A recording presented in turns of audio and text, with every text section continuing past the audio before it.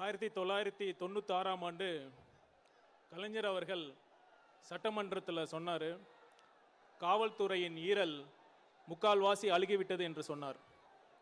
ஆனால் இப்போ ஈரல் மட்டும் இல்லை, காவல்துறையின் இதயமும் மூளையும் முற்றிலும் அழுகிவிட்டது. காவல்துறையின் மூளையாக செயல்பட வேண்டிய முதலமைச்சர் அவர்கள் முற்றிலும் செயலிழந்து இருக்கிறார். ஒரு எஃப்ஐஆர் கூட போடாம ஒரு இளைஞனை போலீஸ் ஸ்டேஷன் இல்ல வேற இடத்துல கடத்தி கொண்டு போய் அங்க அடிச்சே கொண்டிருக்கிறார்கள் என்றால் அந்த காவல்துறையினருக்கும் கூலிப்படைக்கும் என்ன வித்தியாசம்? இதற்கு தார்மீக பொறுப்பு எல்லாம் இல்ல, நேரடி பொறுப்பே முதலமைச்சர் அவர்கள் தான். அதனால்தான் முதலமைச்சர் அவர்கள் பதவி விலக வேண்டும் என்று நாங்கள் வலியுறுத்துகிறோம்.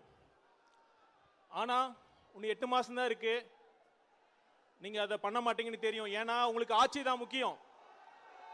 குறைந்தபட்சம் இதையாவது செய்யுங்கள். உங்கள் வசம் இருக்கும் உள்துறை மற்றும் காவல்துறை, இந்த 2 துறையையாவது உங்கள் அமைச்சரவையில் வேறு ஒருக்காவது கொடுத்து செல்லுங்கள். கொடுத்து விட்டு உங்கள் பிரச்சாரத்தை ஓரிணையில் தமிழகம் போன்ற வேலையை ஈடுபடுங்கள். மக்களுக்கு சாரி வேண்டாம், நீதிதான் வேண்டும்.